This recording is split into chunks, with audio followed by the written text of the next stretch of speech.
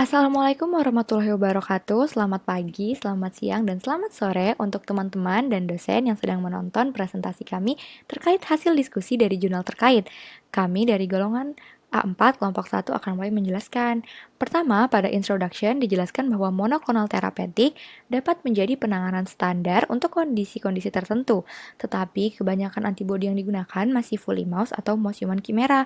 Maka pengembangan untuk penggunaan fully human antibody sangat menarik. Selanjutnya, dalam artikel ini digunakan metode dengan basis BEAT untuk mengidentifikasi single antibody expressing B cells. Isolasi sel B spesifiknya menggunakan direct fluorescence cell sorting. Dilakukan juga sequencing dan cloning pada heavy light chain yang cocok. Pada hasil cloning antibodinya dilakukan tes reaktivitas antigen. Selanjutnya, kami akan menjelaskan terkait material. Kami hanya akan menyebutkan subnya saja, tetapi untuk penjelasannya telah kami cantumkan pada layar. Pertama, digunakan human samples, digunakan cell cultures, terdapat 4 sel lain yang digunakan. Selanjutnya ada transisi ekspresi antibodi monoklonal manusia pada EXPI293F. Ada juga fluorescent beads, digunakan avidin atau streptavidin yang dilapisi fluorescent beads.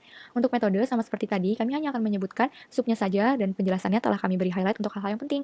Pertama, dilakukan ekstraksi protein dari melanoma stel lain. Selanjutnya, dilakukan coupling protein rekombinan untuk fluorescent beads. Nah, fluorescent beads tadi telah terkonjugasi, maka dilakukan pelabelan.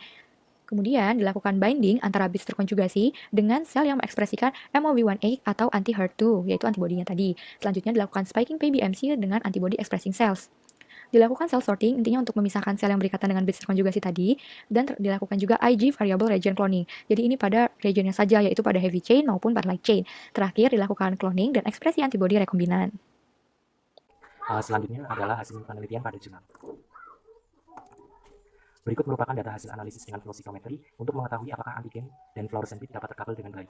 Pada gambar 1A menunjukkan antigen dan fluorescent bead dapat dikenali oleh antibodi sehingga bisa dikatakan bahwa antigen dan fluorescent bead sudah berikatan dengan baik. Sementara itu pada gambar 1B menunjukkan penggunaan agen coupling yang berbeda tidak mempengaruhi ikatan antara antibodi antigen. Selanjutnya dibuat sistem model menggunakan FR alpha terkapal lumavitine microsphere dan diperoleh hasil seperti pada gambar 2A.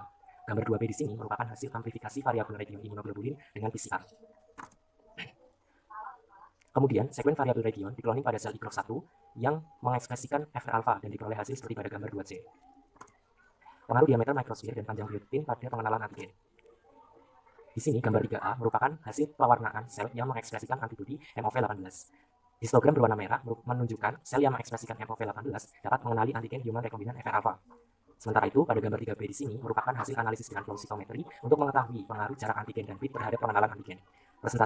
Nilai persentase di sini menunjukkan kekuatan ikatan antara antigen dan sel yang mengekspresikan MOV18. Sementara itu, gambar 3C dan 3D merupakan hasil analisis flow cytometry ikatan sel yang mengekspresikan antibodi MOV18 dan FR alpha terkonjugasi bits dengan diameter bits yang berbeda-beda. Persentase menunjukkan kekuatan ikatan antara antigen dan sel yang mengekspresikan MOV18. Kemudian, gambar 3E di sini merupakan hasil analisis flow cytometry ikatan sel yang mengekspresikan MOV18 dan bits dengan panjang biotin yang berbeda-beda. Selanjutnya kita akan membahas tentang discussion yang merupakan bagian akhir dalam jurnal ini. Jadi bisa kita lihat bahwa pada slide ini hanya menjelaskan apa yang sudah dijelaskan di slide-slide sebelumnya. Untuk itu mungkin kita bisa lanjut ke slide yang berikutnya. Jadi yang pertama, pengenalan epitope pada FR alpha oleh antibodi uji MOV18 bergantung pada native folding dari protein antigen target. Kemudian pengenalan antigen antibodi dapat dikembangkan dengan mengevaluasi antigen coupled bits dengan berbagai karakteristik dan diameter. Sementara memvariasikan panjang avidin tidak secara signifikan akan mempengaruhi pengenalan sel. Pengamatan terakhir juga menunjukkan bahwa ikatan antigen dengan permukaan bit melalui biotin yang berbeda tidak akan menutupi pengenalan epitope oleh antibodi spesifik. Untuk selanjutnya pada gambar 7 ini merupakan hasil analisis lanjutan dalam penelitian ini. Jadi di sini terlihat bahwa sel PBMC diinkubasi dengan FR alpha bits pada gambar atas dan gambar tengah, sedangkan pada gambar bawah diinkubasi dengan rekombinan HER2 bits.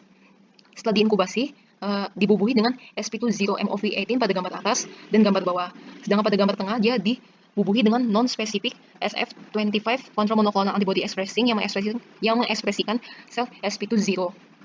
Setelah itu, setelah dibubuhi, kemudian label dengan pewarna pelacak yaitu Farad cell. Jadi di sini Farad cell berfungsi sebagai cell tracker untuk mempermudah monitoring sel. Nah, hasilnya nanti di dalam setiap kuadran ini akan terdapat angka-angka seperti ini. Nah, angka dalam setiap kuadran ini pada dasarnya menunjukkan jumlah absolut dari sel yang terdeteksi berikatan dengan bits. Nah, berikutnya gambar 7B ini pada dasarnya sama dengan gambar 7A. Hanya saja menggunakan antibodi yang berbeda, yaitu di sini XP293F yang mengekspresikan anti-HER2 yaitu trastuzumab. Sedangkan yang pada bagian tengahnya dia menggunakan antibodi monoklonal kontrol non-spesifik yaitu anti-CSPG4. Untuk yang selanjutnya pada gambar 8 di sini merupakan gambar pemilihan sel B yang mengekspresikan antibodi dalam sel PBMC dari pasien dengan melanoma. Untuk yang gambar sebelah kiri ini, dia di sini terlihat CD45 dan PBMC manusia yang diinkubasi dengan antigen coated beads. Sedangkan bagian kanan, di gambar bagian kanan ini merupakan sel B, CD19 dan CD22 dan FITC yang mengenali antigen coated beads yang digunakan untuk pemilihan sel tunggal. Selanjutnya, dari pemilihan sel tunggal secara langsung dalam bufferlysis dapat dikonfirmasi bahwa memungkinkan untuk mengekstrak sequence region variabel H dan L chain yang cocok dari sel tunggal. Dan hasil dari penelitian menunjukkan bahwa antibodi hasil cloning yang diekspresikan lengkap dengan region variabel yang diekstrak di sel B dapat mengenai antigen permukaan FR alpha manusia. Untuk selanjutnya kami hanya akan jelaskan singkat saja bahwa ikatan dari FR alpha fluorescent beads dapat memilih sel B yang mengekspresikan antibodi secara spesifik. Selanjutnya bisa dibaca melalui penjelasan yang ada di sini. Nah, bahkan lebih jauh lagi dapat dilihat bahwa sebagian dari sel B manusia yang terdapat di sirkulasi dapat berikatan dengan FR alpha fluorescent beads, yang mana kemungkinan besar akan berikatan secara non-spesifik, sehingga hal ini akan menjadi keterbatasan dari metodologi ini. Lalu selanjutnya adalah jawaban dari pertanyaan. 1. Protein dari manusia dapat dikenali. Lalu 2. Antibodi diproduksi oleh human and mouse. 3. Mekanismenya seperti itu dan antibodinya adalah antibodi monoklonal. Lalu nomor 5. Metodenya adalah immunofluorescence assay dan hasil dapat dilihat pada video. Lalu kesimpulannya adalah pengenalan antigen antibodi dapat dikembangkan dengan evaluasi antigen coupled beads dan ikatan antigen dengan permukaan bead melalui biotin yang berbeda tidak akan menutupi pengenalan epitop antigen oleh antibodi.